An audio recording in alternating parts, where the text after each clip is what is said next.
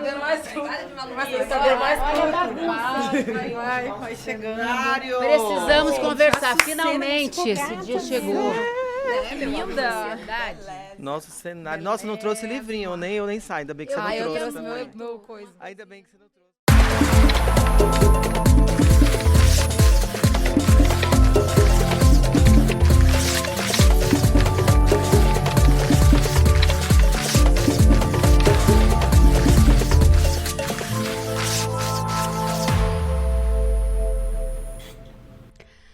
Oi, gente! Sejam todas muito bem-vindas, bem-vindos ao novo programa do ICL Precisamos Conversar.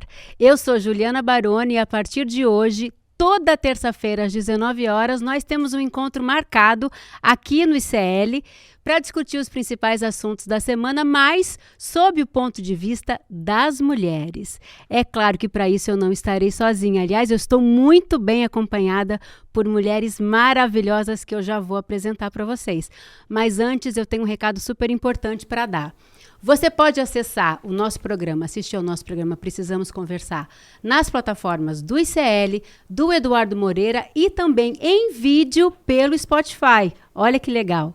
Então agora chegou o momento de apresentar as minhas companheiras para vocês. Primeiro ela, que é cantora, compositora e atriz. Ela é uma mulher especial, fantástica, professora de história formada pela USP. Ela é a Açucena. Aplausos! Oi, Jo! Felicidade, viu? Desde que eu encontrei vocês a primeira vez para conversar, para falar do programa, estava animada para a gente começar e cá estamos, depois do carnaval, em plena terça-feira, falando de coisas que nos interessam e interessam a muita gente. Vamos embora, que prazer. Muito bem-vinda, viu? Obrigada. Nossa segunda debatedora é uma pessoa que eu admiro demais. Ela é empresária, investidora, especialista em tecnologia e negócios. Ela é a maravilhosa Nina Silva. Muito obrigada, feliz imensamente de estar nessa bancada de peso e também muito comprometida aqui de trazer as nossas sensações, sensibilidades e também conhecimento para troca. Então, obrigada pelo convite. Obrigada a você por estar aqui, uma voz importantíssima para somar aqui na nossa mesa. Nossa terceira debatedora, ela gosta de ser apresentada como escritora. Eu, inclusive, estou lendo aqui o livro dela, Feminismo em Comum, que eu indico muito para as meninas que estão aí nos assistindo e para todas as pessoas, público em geral. Mas ela é mais do que isso. Ela é Márcia Tiburi. O que mais você é, Márcia Tiburi? Conta pra gente. Eu sou uma pessoa feliz, eu sou feliz de estar aqui com vocês, feliz com esse nosso encontro. Afinal de contas, precisamos conversar sobre tantos assuntos e é uma sorte realmente na vida ter encontrado vocês e a gente conseguir fazer esse debate que vai acontecer toda semana. Eu passei a vida sendo professora de filosofia, eu continuo, enfim, também trabalhando com isso. Mas hoje eu sou uma pessoa que, sobretudo, escrevo livros e bato papo com as minhas amigas. E a gente também manda uns recadinhos para os inimigos. É isso, aguardem, obrigada. Prazer imenso, prazer imenso de estar aqui. Nossa quarta debatedora é uma pessoa que eu conheci através das redes sociais. Quem me apresentou foi o Frei Davi. Ela é ativista, influenciadora social. Ela é... Eu posso dizer que você é humorista? Porque você é muito engraçada. Ela é Sara Azara, senhoras e senhores. O que mais você é, Sara? Mãe. Mãe, transista. Mãe ocupada. Transista. E conversa fiada. E conversa fiada, inteligente. Comunicadora. Comunicadora. Eu gostei desse negócio, comunicadora. Eu falo isso agora, sou comunicadora. Comunicadora é um bom adjetivo para você, mas a gente vai descobrir muito mais coisas aqui durante esse nosso debate, esse debate feminino. Eu estou muito feliz, tá, de estar aqui com vocês. Eu esqueci de me apresentar. Eu sou a quinta debatedora. Vamos lá, eu sou a Juliana Baroni. Costumo me apresentar como atriz, roteirista, diretora produtora também, por que não? E mãe da Duda. Eu estou muito feliz, muito grata. As mulheres, que são a maioria do público do ICL, estavam pedindo esse programa e aqui estamos nós. Então vamos direto ao assunto, né? Precisamos conversar sobre um assunto, gente, que anda engasgando nossas gargantas diariamente. Esse assunto é o furacão Trump. Para começar, eu queria mostrar uma curiosidade horrível, tá? As agências oficiais americanas, eu vou até ler essa parte porque eu fico tão engasgada que eu não consegui decorar essas palavras. Então vamos lá. As agências oficiais americanas listaram centenas de palavras que devem ser evitadas ou banidas de websites e até em escolas. Vamos a alguns exemplos. As palavras são, entre outras muitas, comunidade, crise climática, negros e latinos, feminismo, gênero, minoria, diversidade, Golfo do México, discriminação, desigualdade, marginalidade, opressão, orientação, não binaridade, vítima, mulheres. E por aí vai. A lista é gigante. Eu queria começar perguntando para vocês qual dessas palavras pega mais fundo em vocês. Vamos começar com você, Açucena? Nossa! Primeiro que tem um recurso de minha identidade aí muito profundo, né? Sou uma mulher latino-americana, uma mulher trans, e parece que existe um arsenal de ódio. Eu acho que tem muito a ver com algoritmo, né? Por isso, tenho certeza que o algoritmo está totalmente relacionado a essa escolha dessas palavras que devem ser limadas, porque isso representa essa bancada aqui, inclusive. Representa todas as conquistas que não foram muitas, mas foram fundamentais e necessárias para que hoje estivéssemos juntas e falando do que a gente está falando. Mas me pega. Eu acho que a palavra opressão é a que mais me pega, porque não sou eu que sou a opressora, mas aquilo que vem contra mim e contra nós. Então ela me pega mais. Mas claro, qualquer palavra aí, ela é problemática em si. E é para isso que a gente está aqui para discutir. Eu quero ouvir vocês, cara. E aí, Nina? E para você, qual palavra mais... Opressão é que eu queria deixar o menos óbvio, né? De falar de negros e latinos, eu vou deixar para Sara.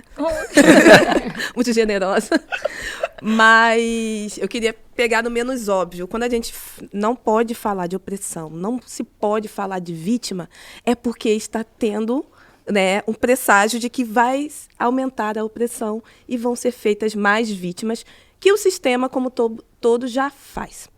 Então, quando a gente vê um país, né, e um político que retorna ao poder o que chamam de maior potência mundial, que a China está aí para trazer a controvérsia, mas que traz esse intuito, né, de ser America First, né, fazer a América primeira e boa, great again, né, fazer ela ótima de novo, e você vê tantas pessoas fora dos Estados Unidos pegando o chapeuzinho, né, pegando o boné e ainda colocando esse boné na cabeça, quer dizer que há um chamamento para vamos aumentar a opressão, porque parece que tudo que é desigualdade que a gente já implementou no mundo em séculos não foi o suficiente para calar a boca, né, de quem a gente precisa calar.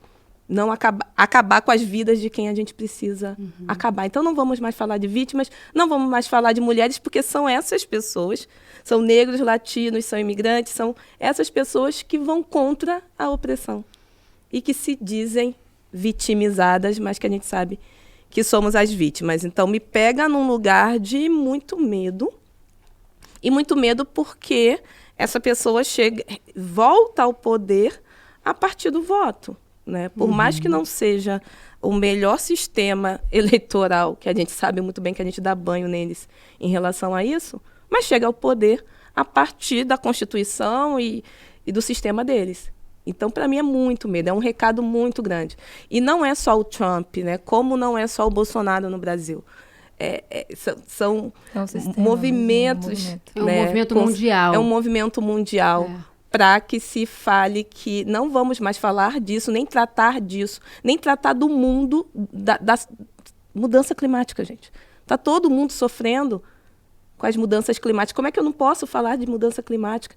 E não é mais teoria, a gente está vendo tudo isso acontecer na prática, né? Não dá para negar mais. Sim, eu queria muito ouvir da Márcia, estou aqui para assistir, a Márcia falando do porquê essa retomada, né, de um trumpismo, não sei qual o nome que se pode dar a isso, mas com legitimidade de quem também sofre.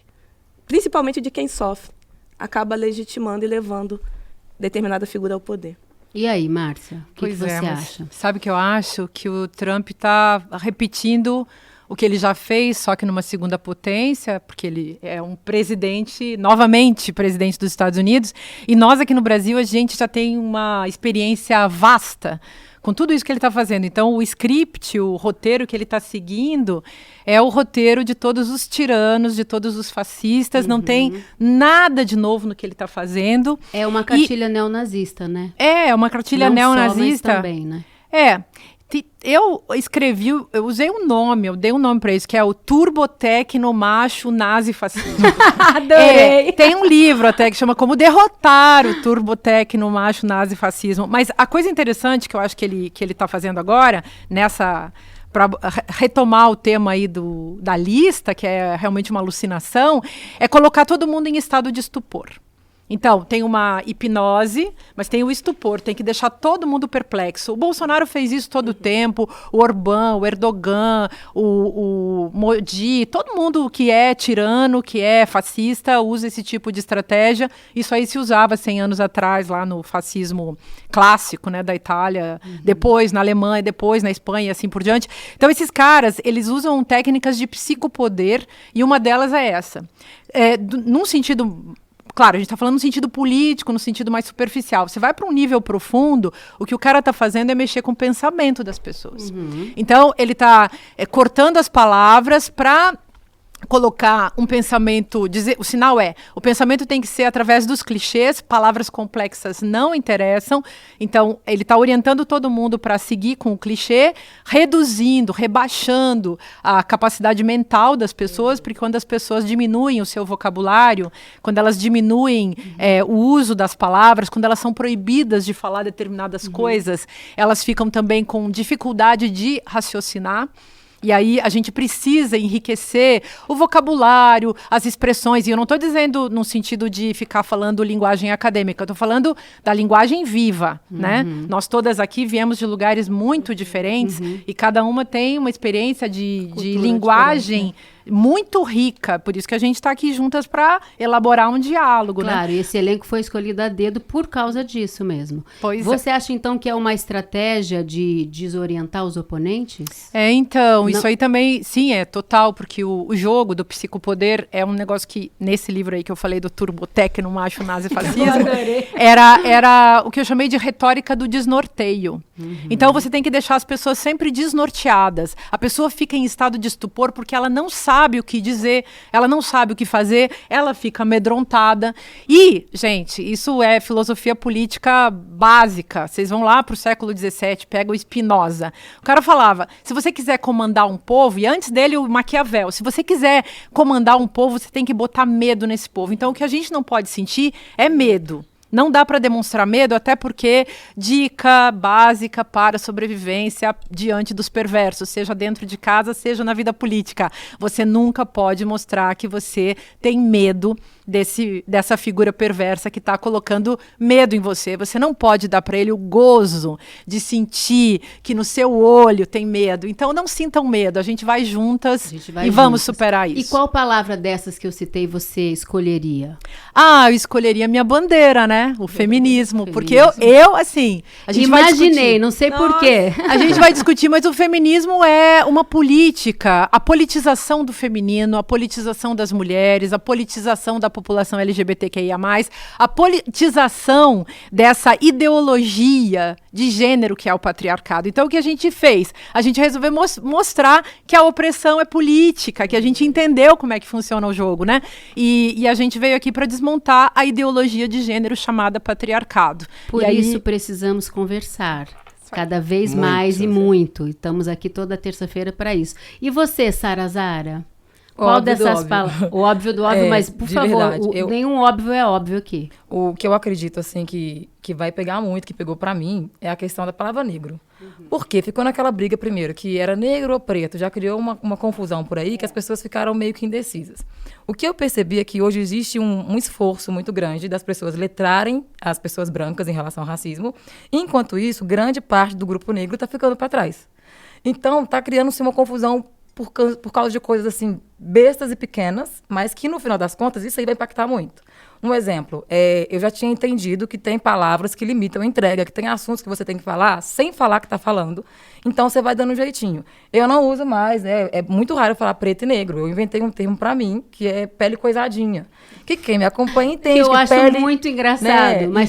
mas só você dizendo esse termo fica engraçadinho. Mas eu não posso dizer, é a pele coisadinha, que não vai você pegar não bem. Mas aí pode, é uma amiga, não. forma que eu consegui Essa comunicar com o ideia, meu público, explica né? para as pessoas que nunca viram um vídeo seu, o que você chama de pele Geralmente, coisadinha? quando eu preciso falar de algo complexo em relação à nossa cor, eu evito falar negro e preto, porque eu sei que o algoritmo não entrega, então eu falo pele coisadinha. Aprendi com a minha mãe, que é uma mulher indígena, mas ela tem dificuldade de entender sobre pessoas pretas, então ela sempre falava assim, ai, fulano é escuro, fulano tem a pele coisada. Então, era o jeito dela não querer falar que a pessoa era preta ou negra, entendeu? E aí eu fui entendendo que esse termo comunica muito com as pessoas mais velhas. E elas começam a entender na linguagem delas, lá de 1950. E aí eu fui aplicando isso e a pessoa foi entendendo. Só que esse termo aí, infelizmente, a galera que está falando, sabe, com veemência sobre o assunto, eles não estão criando estratégia própria. E na hora que cortar, vai cair muita conta, vai perder muito conteúdo, porque vai limitar. E a galera não quer focar que tem que trocar de termo, né? Eu perdi minha conta de TikTok ontem, justamente por causa de um conteúdo que eu fiz sobre o rapaz que levou um tiro nas costas, lá no Rio de Janeiro. É Igor, né? Por quê? E por que você perdeu? Conteúdo, eu tive que fazer um conteúdo todo virado na estratégia. Porque na semana anterior já tinha chegado a notificação de conta para mim, porque eu fiz um vídeo denunciando uma página racista. Então, para não deixar passar e também compartilhar um pouco do meu espaço com o assunto de Igor, eu tive que refazer muita coisa. Então, eu não falei a palavra alvejar, porque eu acho que isso puxa, né, para esse negócio aí. Eu falei trabuco. Eu falei, ele levou um trabuco. Todo mundo sabe que trabuco é tiro. Mas eu não quis falar tiro. Eu entendi também que o tom, o algoritmo conversa muito. Quando você faz tom de veemência, você chama a atenção para o seu conteúdo. E o algoritmo não é burro, né? A inteligência artificial está aí para isso. Então, eu falei primeiro, fofoca, porque você já entende que é o quê? O que o algoritmo pensa? Fofoca é Mastiburi caiu ali, né? Nina trocou de cabelo. Mas aí, quando você fala fofoca, o algoritmo e as pessoas entenderam que você estava debochando de uma coisa séria. Parte das pessoas tem preguiça de pensar, porque a preguiça de pensar vai acabar com o mundo, entende? Muita gente... Obrigada, a maioria das pessoas, sabe? Sara Zara. É isso aí. Gente, é isso aí. sério, as pessoas têm preguiça de entender a mensagem. Elas se ligam no tom, elas se ligam no sorriso ou na voz, mas a mensagem final. Eu fiz um conteúdo cheio de críticas, cobrando de pessoas que poderiam estar falando também, que são maiores e tal, mas uma grande parte focou. Porque eu comecei com fofoca no começo, que é para chamar a atenção, para entregar o conteúdo, e que eu falei com um tom de sorriso na voz, geralmente é o tom que Virgínia usa. É o tom que Carlinhos Maia usa. Você está usando estratégia. Mas aí o meu pessoal não entendeu. Fizeram um monte de denúncia na minha página e derrubaram o meu Você é uma Mas, ó, filósofa do entendeu? mundo. Você é uma filósofa. Infelizmente. E você é uma filósofa do Mas, mundo. gente. e olha que interessante, o que está por trás disso que você está vivendo e que todas nós vivemos, que é o algoritmo, é, na verdade, uma polícia da linguagem, tipo que tem lá naquele livro, sem querer ficar botando muita nota de rodapé, mas aquele livro do George Orwell, o 1984. E aí o que o Trump está fazendo é impor né, a nova língua. E aí o algoritmo combina com isso, por isso que essa gente toda se conectou, né? Por isso que essas big techs aí estão a mil, porque juntou a fome com a vontade de comer. E aí ainda tem um espaço dos grupos de minorias que não estão procurando se atualizar. Sabe? Vai ficar dando ponto, soco em ponta de faca, sei lá como é que fala, e a gente vai perdendo, né? Porque Sim, eu tive que tomar uma total. decisão de não falar desse assunto lá até a galera ficar pronta para isso. Eu não posso.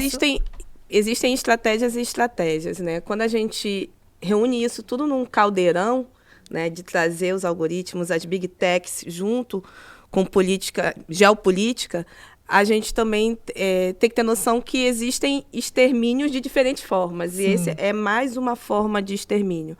Mas está a serviço de algo muito maior. E aí esse é o risco, né, do extermínio, de cair a página a página é uma coisa, mas de cair grupos sociais que estão, né, há séculos lutando. Estão ganhando voz agora, ainda é que... pequeno essa mudança, mas existe, né? A gente tem um termo chamado woke, que tudo que é termo, né, e woke de wake up, né, de acordado, que é um termo nos Estados Unidos para pessoas que lutam contra desigualdades raciais e sociais. Pessoas que estão acordadas e precisam a todo momento estar atentas a movimentações de diferentes formas contra os seus corpos. E aí como é que é o termo?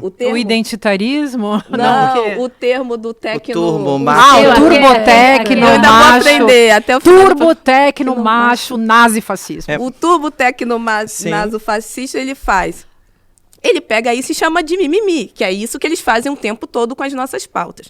Chama o woke de mimimi. Inclusive, chamam inferioriza e chamam de identitarismo, identitarismo, que é um termo que passou a ser usado por um certo esquerdomachismo, que é muito ignorantezinho, e que, ao fim e ao cabo, né, gente, é a nova demonização dos nossos corpos, de mulheres, de pretos, de pessoas LGBT, tudo isso, né? Eu acho que não tem nada de novo sob o sol, na real. Na verdade, só tá... as coisas, a história está se repetindo e esse arsenal retórico do Trump é uma orquestração de discursos e silêncios. E vai continuar sendo assim, mas é por isso que eu estava aqui te ouvindo, refletindo mesmo, tá tudo interligado, desse algo maior, como a Márcia colocou, o patriarcado está ali. Os homens não querem perder os seus privilégios, não querem perder o seu poder. E a gente está falando de um poder muito grande. A gente está falando de Elon Musk, de Bezos, Steve Bannon. Justamente. A gente está falando de um poder muito grande. E claro, óbvio, que eles precisam controlar silêncios e controlar discursos. E para controlar...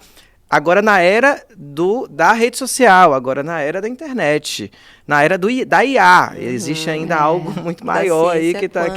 enfim. Sabe que vai saber onde isso vai dar, né? Só para concluir essa rodada, a minha palavra seria desigualdade. Eu tenho estudado a desigualdade já faz um tempo e a gente tem essa diferença social, esse abismo social que a gente tem no Brasil e em muitos lugares do mundo, é uma coisa que é assustadora e perpetua, né? As famílias que têm dinheiro se mantêm no poder, as famílias que não têm ascensão social é uma coisa muito difícil, principalmente para mulheres pretas, né? Demoraria 200 anos para uma próxima geração ascender. Então, é uma coisa que me choca muito. Não dá para negar isso. Não dá mais tempo de negar esse tipo de coisa, né?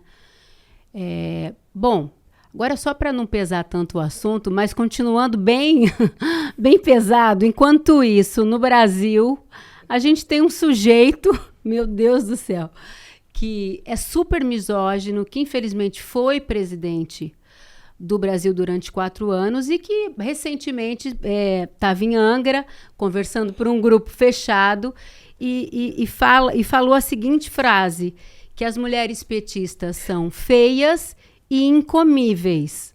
Aí a nossa roteirista falou para mim assim, disse o galã, realmente ele deve se achar uma coisa muito fora da curva, né? Eu tenho até dificuldade de comentar uma fala dessa, mas Marta Tiburi, vai lá. Ai, sobrou pra mim, né? Sobrou pra mim. Tristeza. Ai, meu Deus. Incomíveis. Nossa, eu fiquei observando esse sujeito tanto tempo, é tão disgusting, é uma coisa tão desagradável, coitado, dá até pena, sabe, gente? Dá pena ao mesmo tempo, você fica com mais pena ainda do Brasil, de ter vivido sob esse governo, e a gente viveu, a Nina levantou uma questão, em filosofia a gente dá o nome de paradoxo da democracia, quando o povo vota, elege, através, portanto, de um mecanismo democrático, elege uma figura antidemocrática, que, aliás, é o perigo de sempre, o perigo da democracia, né?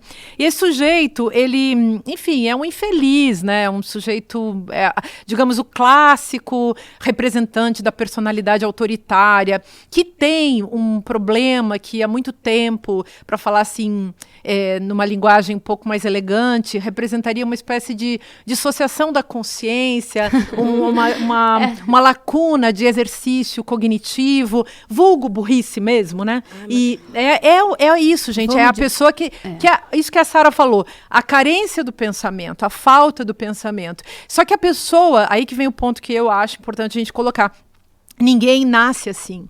A pessoa se torna. Ou seja, quais são as condições sociais, políticas, familiares, as condições que um país dá para uma pessoa ser melhor do que isso. Eu não quero desculpar nem irresponsabilizar um sujeito desses. Hoje é um dia importante também porque a gente está rememorando a catástrofe da pandemia, né, gente? Essa semana toda só se fala disso.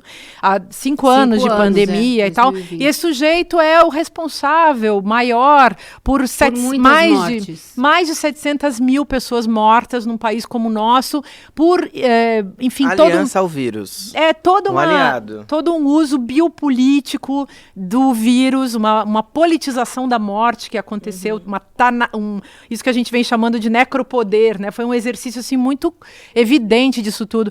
Então, acho que é muito triste a gente ter isso na nossa história, mas precisamos conversar sobre isso e muito. Culto à ignorância. Existe um culto à ignorância, porque isso que ele falou é um culto à ignorância. É você nivelar seus discípulos, sei lá o que ele tem, seguidores. É real. E nivelar tão por baixo que você pode falar uma coisa dessa e ser algo... E é apito de cachorro, né? Aplaudido, mas é apito de cachorro. Você fala e todo mundo sai falando junto. Quando ele faz um mecanismo de construção do ódio. Aí você fala uma coisa odienta, autoriza todos os imbecis iguais a ele a saírem falando esgoto. A mesma M. Como você responderia eu nem sei o que dizer, esse xingamento de que somos incomíveis? O que você diria? Olha para a câmera e fala diretamente com o Bolsonaro. Eu acredito, gente, eu não acho que esse cara é burro, não. Ele é muito esperto. A gente falar que ele é burro, dá mais força para ele criar esse personagem, continuar o personagem. O que eu acredito é que existe um espírito de 7ª série em uma grande parte desse povo. O que a gente faz com um aluno de 7ª série que perturba? Bota no canto e não fala mais com ele. O professor corrige e tal. Falar de minorias, a gente pula alto. Você quer ver um preto pular alto, é falar da cor dele. Você quer ver mulher pular alto, é falar que ela é fraca. E aí ele já pegou essa leitura, que se falar que a gente é incomível, que as mulheres do PT são feias... a gente fica puta! Fica puta, e aí é disso que ele precisa. PT a gente a gente vai... pois é. Só a massa que é do PT. A gente nem é do PT. Eu sou do PT, mas eu jamais me preocuparia. Gente, eu jamais me preocuparia com Bolsonaro. Agora, eu sou incomível, tá, Bolsonaro? Eu sou. Depois a gente podia falar, né, qual é o homem que a gente se preocuparia se ele tava afim da gente, uma pessoa né? que tem a boca cheia de não seria aqui, ele baba branco aqui. O homem tem vertigoto, sei lá, vertigoto, sei lá, ele não tem. Um negócio. Com certeza cara tem desse falar que eu sou incomível, pra mim eu cheguei perto dele, nem quero. Mas ele com certeza tem mau hálito, né? Gente. Agora, uma questão aqui, diante do que você colocou. A gente tá fazendo a coisa certa de falar dele e dessas premissas que ele se utiliza para que a gente possa continuar falando. Eu não sei se a gente está fazendo certo. Ele não faz coisas boas para a gente poder falar. Eu concordo. E ele tem um costume de fazer coisas que não são boas. E quem que perpetua e propaga? A gente que fala. Mas a gente tem que analisar. Gente, bem. Eu sou exemplo. Eu passei a vida fingindo que não via certas coisas. Eu errei. A gente tem que ver, tem que analisar, tem que desmontar. Claro, não tem que ficar simplesmente reproduzindo, repassando. Olha o que ele disse. Não, vamos analisar. Não é assim. Você não escreveu um livro sobre isso? Eu escrevi, sim. Então, escrevi o Como Conversar com o Fascista, escrevi o Ridículo Político, escrevi Ela só escreve livro, não faz o Complexo mais nada de Vira-Lata. Então, fico lá, não tenho o que fazer, fico escrevendo aqueles livros lá. Enfim, mas eu acho que é importante a gente discutir muito, porque é um assunto muito sério, não dá pra botar debaixo do tapete. Esse cara foi no silenciamento também de muita gente que podia ter se pronunciado, que tudo sempre colocado para debaixo do tapete, que esse indivíduo foi onde foi. E eu que denunciei pra caramba, vocês sabem, eu tive que viver 4 anos fora do Brasil. Pois é. Denunciei demais, falei demais, apontei o dedo demais. O que sobrou para mim? Pois é, tem o time, sabe? Tem o time. Vai ter momento que você vai poder falar, porque tá ali acontecendo. Mas ele falou isso aí.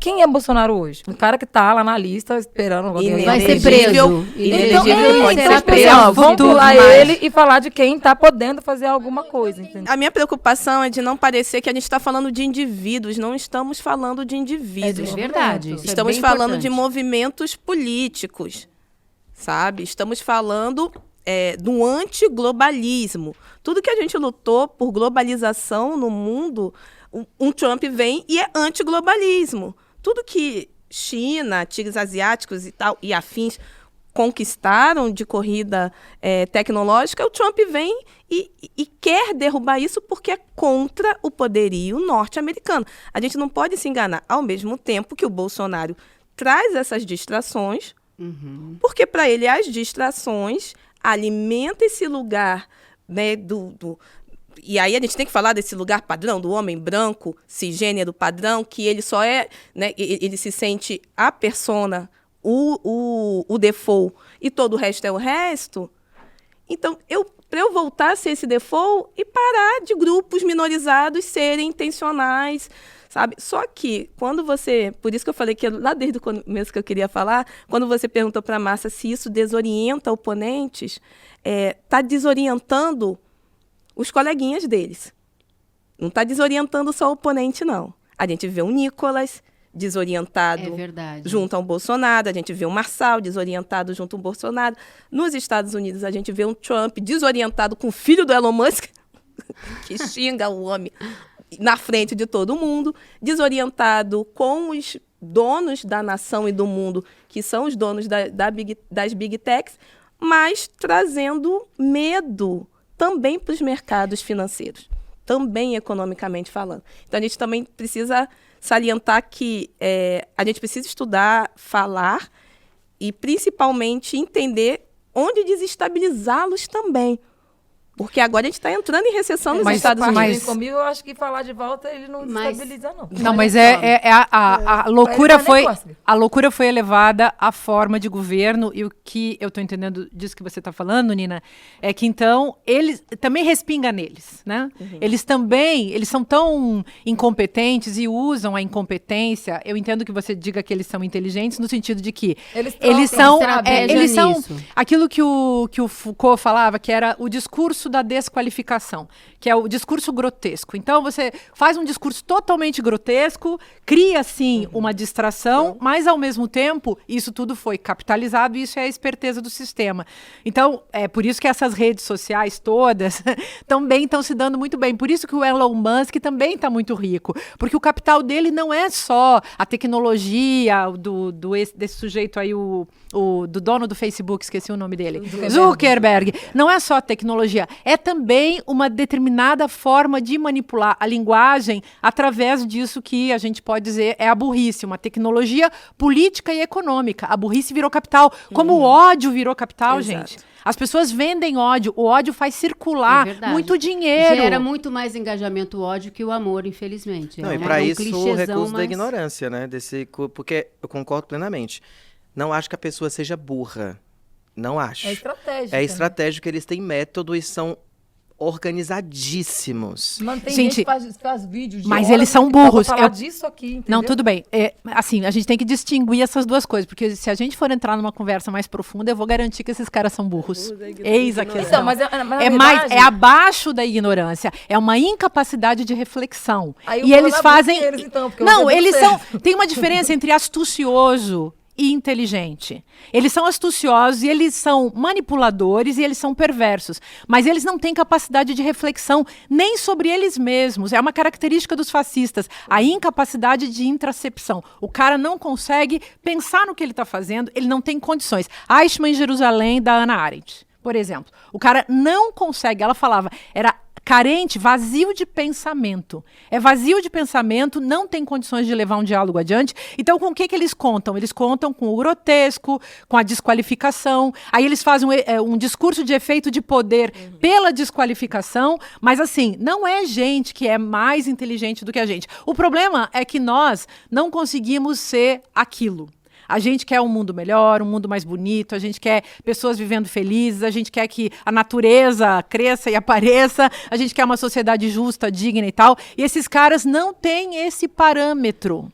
E a Esse grosso é o modo modo. mas tá olha, dando certo. Uma mulher que peitou o presidente Trump, que é a presidenta do México, Claudia Sheinbaum, e que reuniu milhares de pessoas naquela praça mais famosa do México, e foi uma cena lindíssima, e as mulheres e todas as pessoas que estavam naquela praça cantando um grito de guerra, "No está sola! No está sola!" Aquilo me arrepiou de um jeito. É um ato populista, mas é uma mulher numa posição de poder, coisa que a gente não está acostumada a ver. Eu queria que a Nina falasse um pouco sobre a presidenta do México, porque a gente tem que falar dessas mulheres. A gente está aqui para isso. Ela dialoga com, não só ela dialoga com Trump, mas ela ganhou por hora, né? Essa briga, essa queda de braço com o presidente Trump, né? Até 2 de abril, né? A gente tem aí um movimento do presidente Trump para todos os países que têm acordos bilaterais em relação à reciprocidade das taxas, né, de tarifações de produtos. Então, a gente sabe que os Estados Unidos, ele exporta muitos produtos para o mundo inteiro, assim como a China também.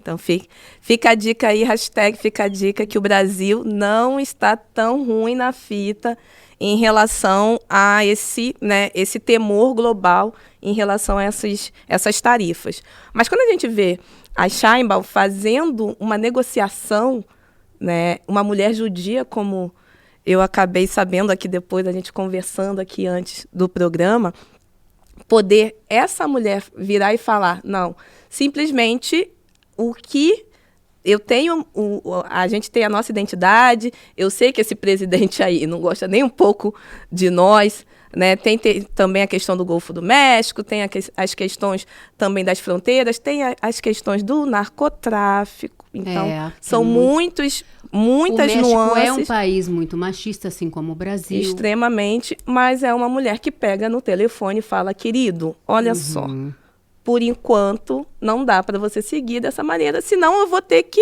a diplomacia reagir. Feminina. Não, mas me parece...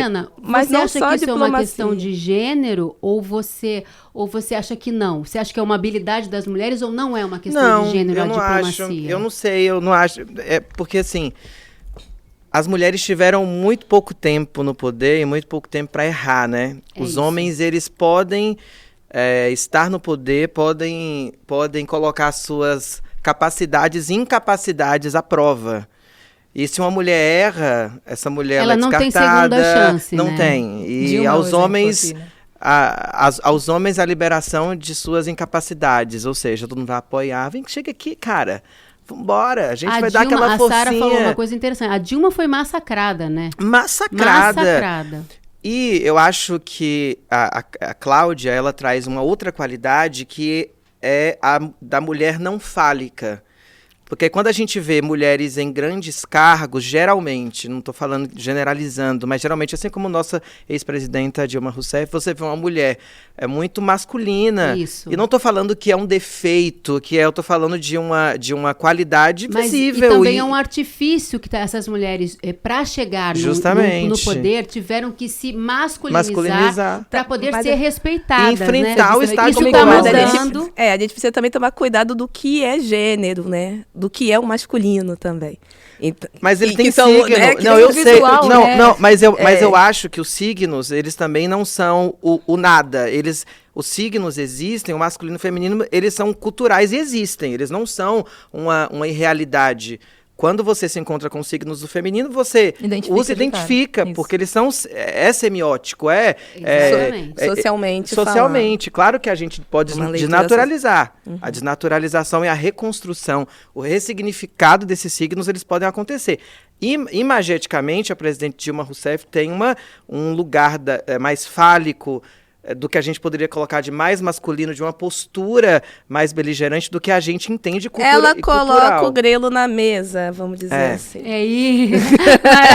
Pode falar grelo, Sara. Pode, Pode falar o pau na mesa. Mas tem um negócio assim, Porque não pode falar grelo na mesa. Essas chamadas mulheres... Fala culhão, né? Essas mulheres que são chamadas de fálicas, eu concordo com tudo que você está falando, tá? Mas só para dar um detalhe. Às vezes é uma mulher também mãe que é estressada pelo próprio poder, porque o poder é um lugar Eu sou dos essa homens, pessoa. gente. Justamente. Cada vez que a gente abre a boca, pra gente ser escutada sendo mulher num ambiente masculino, nossa, você tem que realmente levantar a voz. E todo mundo sabe que uma mulher, para ter um lugar ao sol, precisa funcionar por 20 homens inteligentes, o que é muito difícil. E quando sua voz é desqualificada o tempo inteiro. Olha, eu tenho um exemplo na minha casa, eu já vou passar para você, Sara, que a minha mãe, ela trabalha num ambiente, ela é dona de uma fábrica de chapéus, mas ela não foi dona sempre. Ela trabalhou na tecelagem, desde os 14 anos ela trabalha nessa mesma fábrica. E quando ela chegou na mesa de diretoria, ela era, nos anos 80, a única mulher da cidade de Limeira que ocupava um cargo de gerência e depois de diretoria. E a minha mãe, ela só vestia calça. Eu nunca vi a minha mãe de saia para as reuniões. Para ela ser respeitada, ela tinha... Isso que você está falando da Dilma. Ela tinha que vestir paletó e calça, botava o chapéu e, às vezes, ela tinha que dar soco na mesa para poder ser ouvida e respeitada. E o que os caras vão dizer? Parece até um homem. Nossa! Essa aí que não sabe se é elogio ou se não, pra eles é um... Meu Deus. Pra eles é elogio, must, na cabeça. Não, e sem contar que mulheres aqui, a gente tem que levantar e criar estratégia todo dia. O homem só levanta e vive, né? Eu fui aprendendo isso no dia a dia, quando eu fui começando a fazer conteúdos e entrar para esse meio artístico. O que eu fui entendendo? Na questão do pagode, por exemplo. Hoje, graças a Deus, fala meu nome pro Péricles, ele sabe quem é Sara Zara. Fala pra Thiaguinho, eu queria tanto que ele soubesse meu nome, eu sou muito fã. Já gravei com o Pericão, Só que assim, o que eu fui entendendo? O jeito que eu me comunicava visualmente quando eu ia para um evento, quando eu ia pro pagode, não era o mesmo que eu posso falar, tô indo ali. Por quê? A gente entende que existe essa questão de rivalidade feminina que acontece naturalmente. Aí a gente já sabe também que é um perfil muito naturalizado do homem pagodeiro ser um cara que ele se envolve com várias mulheres, mesmo tendo uma só. Então, o que eu tive que fazer? Ir para esses ambientes, quando eu queria ficar mais no camarim, né, fazendo aquela conexão, masculinizada. Não que eu veja isso como masculinizado, porque eu gosto de roupas largas, que é o meu estilo. Porém, eu vi que para eles funciona mais. Eles me veem como parça, entendeu? Automaticamente as mulheres dele não me veem como risco. Se você vai de saia, você tá provocativa, você tá... a gente ainda tem esse tipo de discussão. É um absurdo, né? Mas... E eu acho que é cultural também, Ju, essa questão, o apoio que a... Shine, como é o nome dela? Shinebaum. Essa eu quero uma exatamente. Vamos chamar de Cláudia? Nossa amiga Cláudia. Pronto. A Cláudia do México. Esse apoio que Claudinha teve, eu acho que também pode ser muito cultural. Igual aqui no Brasil, por exemplo. Eu não sei quem veio e plantou isso. As mulheres aqui têm uma tendência de matar a outra, entende? Igual na época de Dilma. Gente, matar como assim? Ninguém me mata aqui. Eu digo matar ela tá sabe, no incentivo, sabe? Igual no caso de Dilma, o que a gente mais via era mulheres sendo misóginas. Não, mulheres diziam, essa mulher é muito burra, ela não sabe nem falar. Então, e o povo que não sabe falar também. Aí é um outro ponto. Entendeu? A gente tá abrindo 1 milhão de assuntos, não fechando nenhum. Pode ser que, como se já era previsto, fosse aqui uma mulher indo lá pedir apoio na praça, muitas mulheres não iriam, porque a gente tá com essa tendência de sempre rivalizar com a outra de graça. Mas não é tendência. Eu acho que não. Menina, eu vejo isso tanto. Não, é acho tendência. Que não é. Eu acho que vamos rola lá, o seguinte, polêmicas tem a uma gente intriga, gosta. O patriarcado é um regime de intrigas. Exato. Pois é, E menina, construiu essa história. racismo. Então tem mulheres que muito obsedadas pelo patriarcado, mulheres que são muito subjugadas. Mas são muitas mulheres, tá? Muitas mulheres. É uma tendência. A Simone de tá? Beauvoir já falava dessa mulher que ela se... Alô, ela mulheres, vocês precisam assistir o nosso programa. Pausa. Vocês precisam assistir o nosso programa. Precisamos conversar pra gente mudar, abrir essas mentes de uma maneira divertida. Não tá gostoso esse papo? Uma delícia. Tá pode bom, continuar. Mas o patriarcado é mundial, né? Então, a Simone de Beauvoir já falava disso, gente. Que, assim, tem umas mulheres que elas vão lá e começam a lamber botas dos patriarcas. Por quê?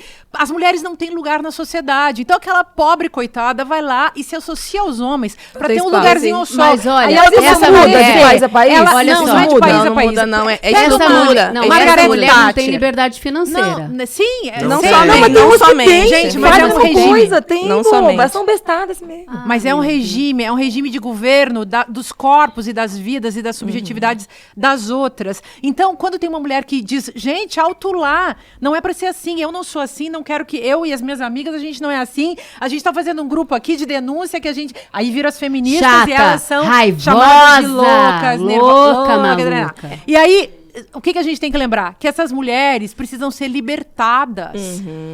O feminismo é uma libertação E das só o mulheres conhecimento liberta. para deixar de ser escravizada por um homem. Porque é isso também. Mas quem vai ter a Angela paciência Davis. de ensinar? Eu? Entendeu? Eu tenho, mas eles não criticam. Não, Eu tô com também. paciência Gente, pra vamos- aprender, não tem não tô paciência. podendo ensinar Existe, nada ainda não. existe um ponto comum de todas as desigualdades que partem sobre corpos minorizados, não é à toa, né? Então são estruturas que são criadas para que esses corpos se mantenham desiguais, que se mantenham, né, à margem. Para isso, a gente precisa que todo mundo coopere. Até as mulheres, enquanto sistema, estão dentro de um sistema que coopera para a exclusão desses corpos femininos. Então, não é um fenômeno social, e esse fenômeno social enquanto estrutura de todas as relações que nós vivemos, relações institucionais, relações pessoais, tudo. Então, desde a misoginia com o patriarcado, também o racismo. E essas mulheres morrem de medo.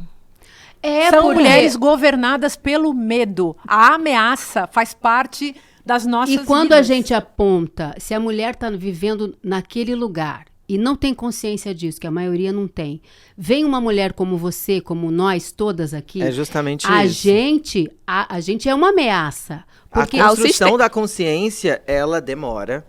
E eu acho que, por isso que a gente não está falando de coisas diferentes, talvez, porque, de fato, o establishment... É muito rica, só que sabe coloca- inglês. Não é, não. É porque coloca a gente umas contra as outras, isso porque é o que está colocado como uma realidade estrutural. Não. Agora, o que a gente vai ter que fazer é auto-organização, que demora, e a construção de consciência. Não é à toa que existe o Dia da Consciência Negra. Não é Não é à toa que consciência existe de o Dia gente, vai ter que ter consciência de gente Internacional agora. da Da Mulher. mulher. Porque essas datas, esses monumentos, eles trazem à tona o quê? A formação da consciência, ou pelo menos a tentativa de que nos lembremos E rupturas, né? de que o bom senso, de que a consciência ela não está colocada, ela vai ser construída. construída. Aliás, você falou uma coisa que me fez lembrar de um assunto lá do começo da conversa sobre o Bolsonaro. O Bolsonaro que veio dizer que as petistas e que tais são incomíveis é o sujeito que falou do estupro, que ameaçou a Maria do Rosário de estupro. Não podemos esquecer isso. Isso Não, faz disse, parte da você produção da não consciência. merece É, ser ele- estuprada. Então, um cara Porque que ele pensa acha em que isso é uma estupro, condição um de homem benefício para a mulher. Isso, né? exatamente. Um Eu- cara que acha que uma mulher tem que ser estuprada É um e que uma benefício. petista não merece ser estuprada, que entende sexo como estupro. Bom a gente lembrar isso, porque isso faz parte. Então, nós podemos dizer com tranquilidade que somos mulheres sem medo e que não somos, e que somos as incomíveis. Exatamente. E somos- Pelos- Olha, pelos somos- embroxados. Vamos aí fazer você um vai bloco no cair próximo dentro carnaval. solidárias. As incomíveis. As incomíveis. Não, pelo amor de Deus, isso atrai, não posso. atrai. Não, pelo amor de Solidárias. Deus. Eu tô falando isso porque eu já tô com a As vida mulheres- ganha, né, amor? Tô Tá casada. casada, minha querida? Eu não tô Solidárias às estupradas, solidárias às que precisam fazer interrupção da gravidez porque sofreram estupro. É isso que a gente é. É. E, portanto, isso é um assunto. Não, aliás, a gente pincelou aqui vários assuntos que vão render outros programas. Fiquem ligados nos nossos próximos programas, toda terça aqui no ICL.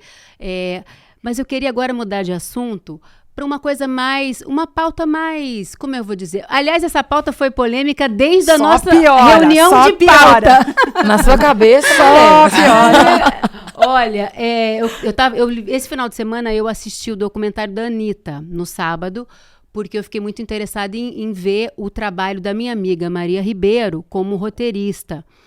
E eu gostei muito do documentário, porque a gente vê o outro lado da Anitta, né? A gente vê a Larissa mais vulnerável, a gente está acostumado a ver a Anitta com aquela persona muito, que fala o que pensa, aquela mulher muito empoderada. E eu gostei de ver a fragilidade da Anitta. Mas a Sara, ela trouxe um ponto São muito tantos interessante. A Sara, enfim, na verdade o documentário é quase uma comédia romântica, que é uma história de amor entre a Anitta e o diretor Pedro. E eu adoro o texto da Maria Ribeiro, a narração, todo mundo fala, é piegas, eu sou piegas, gente, eu gosto, eu venho de novela, eu gosto de melodrama, é uma coisa que eu me identifico, eu gosto, eu me emociono. Mas a Sara trouxe um ponto, fala pro pessoal de casa, Sara. Não, eu tô com raiva já com tantos pontos que eu posso. Não, ela trouxe um ponto muito interessante, que ela falou assim, será que na verdade, a gente não tá São vendo... 3. A gente não tá vendo a Larissa, a gente tá vendo a Anitta se fingindo de Larissa. Mas até a hora que eu falei, que na hora que possível. acabou, eu já Bem mudei. possível. Na hora que acabou, eu pensei, existe uma Anitta, existe uma Larissa e existe uma pessoa. Pra mim, são 2 personagens ainda, entendeu? Porque, no meu ponto de vista, não existe vender intimidade. Pra mim, não existe. Mas isso é uma coisa minha. Uma coisa é eu estar aqui com você gravando, a gente tá sabendo que as câmeras estão ali, e tem o making-off também, que vai ser aquela coisa mais natural. Finge que eu não tô te vendo, que eu tô te vendo. Mas mesmo Mas assim, no meu a gente fundo, faz no meu pose, fundo, né? tem coisa que eu não permito que seja vendido, porque é a minha intimidade. Então, na minha concepção, tá, gente? Eu, Sarazara. Sarazarão. Sei lá, o nome lá que a minha falou. Qual é seu nome? A numeróloga falou que é Zarão, pra dar sorte. Zaran. Atenção, vamos aprender. Então não Sara vamos considerar Zaran. o acento, que o assunto foi caro. Paguei caro por aquele acento. Sara, pra mim é Zaran.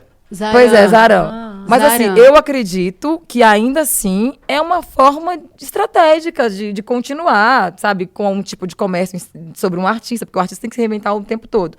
Vender sentimento no Brasil vende muito. Vender intimidade também. O que eu percebo lá no meu Instagram? Eu vou lá e faço um conteúdo sobre um caso muito perturbado, política. Aí, o que eu faço no meu story? Posto eu cozinhando um frango. Porque a pessoa ela quer saber mais do que o que eu tô falando. Ela quer estar íntima de mim. A Anitta e outros artistas já fizeram... Gente, não tem mais o que esse povo mostrar, cara. Não tem. Então vai ter que ficar inventando sempre um formato dos fãs se sentirem íntimos, sabe? Quem também acho Eu que acho, não sofre sei. um pouco com isso é a Sabrina Sato, né? Mas eu queria saber, antes de mudar de assunto, para puxar outro assunto, como é que você lida, Sucena, com essa história da persona que está no palco, da cantora, da atriz e da sua intimidade? Porque você, pelo que eu tenho pesquisado muito a vida de vocês todas. Ao longo dos programas eu vou revelando mais bastidores do nosso elenco. Pesquisa muito a minha, no próximo eu nem... Ai, meu Deus do céu, ai, que perigo. Polêmica. Mas, porque você é discreta na sua vida, Eu né? sou, e eu acho que eu concordo com o que a Sara comentou, há sempre um recorte da vida que a gente quer mostrar. E a partir do momento que você quer mostrar aquele recorte, e ele se torna público, já deixou de ser íntimo. Então, aquela persona da intimidade já não existe mais. Você vestiu porque é quase uma autoficção, você acha? Sim, não, a gente escolhe máscaras na vida, não é que é ruim ou boazinha, não, porque existe o momento que você tá sozinha, que é você... Tem gente que não gosta de sair descabelada e jamais sairia daquele jeito. Sandy falou que não vai na padaria, coitada. Eu fiquei morrendo de pena dela, que ela não anda sem maquiagem. É porque ela mora em Campinas também, né, coitada? Padaria, ela é empregada. Ela vai na padaria, mas ela vai Eu já morei em maquiada. Campinas, eu sei como é que é. A Ela faz construção aí, dessa só pessoa gente, ó. é delicada, é difícil. E quebrar quando você constrói essas personas públicas, no caso da Anitta, é de maneira estratosférica. Claro que ela está criando produtos. Isso aí, para mim, é mais um produto. E manter dá trabalho. Manter dá trabalho, né? São poucas artistas que conseguiram estar na crista da onda, sei lá, como Ivete Sangalo, por exemplo. E ser pauta do programa. Precisamos conversar. Então tá muito boa a estratégia dela. Eu tenho... Não, por favor. Mas a Sara trouxe um ponto, né, que é a questão as pessoas querem ver o seu cotidiano, mas o seu cotidiano parecendo perfeito. Ela não quer ver o seu cotidiano, você se lascando. Mas agora eu vou fazer o advogado do diabo da Anitta aqui, porque eu acho que a intenção dela também era mostrar, por exemplo, tem uma parte do documentário, não sei se vocês ainda não viram, mas que ela tá indo pro um evento super importante, é um lançamento no museu Madame Tussauds, ela tá ali como boneco de cera, e ela recebe um telefonema nesse trajeto, e é uma notícia horrível, uma notícia de que o pai dela tá com câncer de pulmão. E aí ela desmonta, mas ela não pode cancelar aquele compromisso, né? É claro que ela, na edição e no roteiro do documentário que ela quer mostrar, ela escolhe mostrar isso. Mas eu achei interessante ela tentar levantar essa questão de que a vida dela também não é perfeita. Então, Mas é pesado, hein? Não, é pesado pra caramba. E eu não desmereço nada, tá? Não invalido nada. Cada um fala por si o que precisa e tal. Só que, assim, em torno disso, qual que é a condição que você vai conseguir manter o seu psicológico para continuar com a informação dessa? Eu, por exemplo, se alguém me ligar agora e falar que meu pai, ou que minha mãe, ou que a minha filha tem uma doença terminal, Para tudo. eu paro aqui, sabe por quê? Eu vou ter que virar dinheiro para amanhã para conseguir um plano de saúde. Gente, nem sempre é assim. Não, sim, mas eu tô dizendo assim, ó, as condições que vão te colocando no lugar mais confortável de manutenção e de, como é que se diz? É manutenção mesmo, né? Te deixa menos preocupada. Porque, querendo ou não, você pode, vou terminar aqui, eu posso pegar um avião e chegar lá. Sabe? Você vai vendo que não é o fim do mundo, uma coisa que você não resolve com a mão. Mas tem aquela máxima do showbiz, que é o show não pode parar. Não, mas tem muito justamente dinheiro, isso. Eu acho que a transformação do cotidiano em produto, tudo vira mercadoria, tudo vira produto, tudo é vendável. E é engraçado que eu tenho percebido que cada vez mais os grandes influencers têm, não sei porquê, eu não quero nem saber, mas em respeito ao meu público, eu estou anunciando que eu e meu marido terminamos, que eu e minha namorada, que eu falei, gente esse comunicado em respeito, não, é justamente o que é que tá virando. Mas é porque é a novela da vida real. Mas as eu não pessoas acho... se expõem tanto Sim. que o público cobra. Eu não estou dizendo que o público tá certo, nem a pessoa tá certa de se expor. Mas a vida é tão Big Brother que a pessoa tem que dar satisfação. Sim, a mercantilização. Exatamente.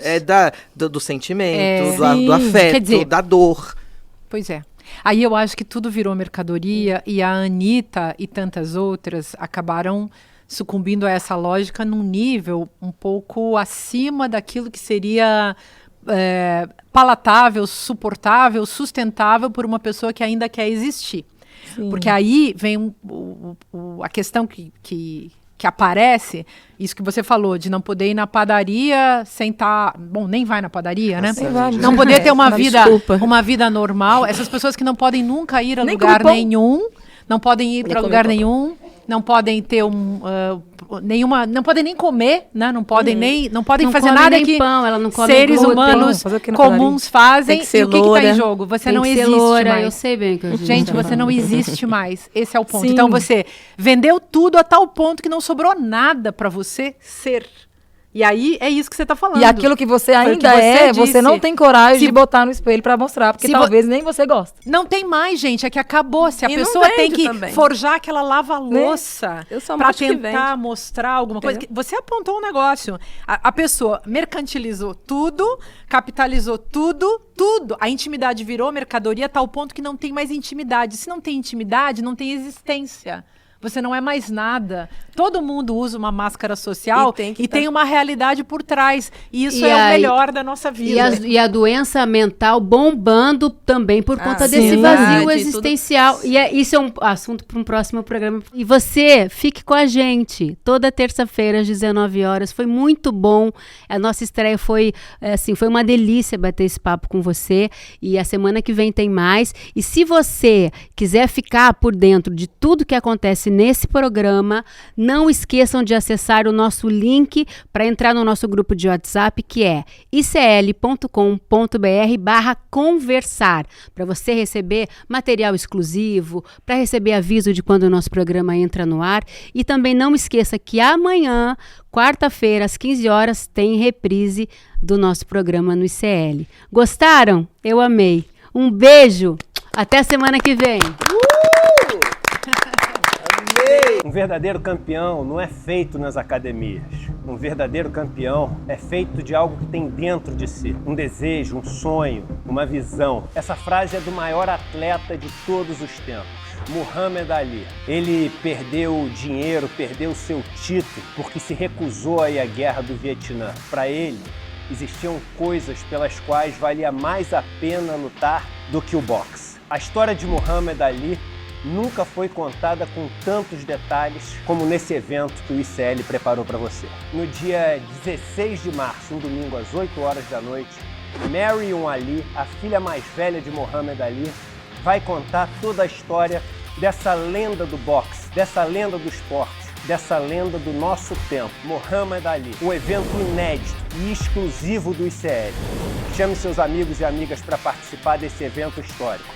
E dia 16 a gente se vê.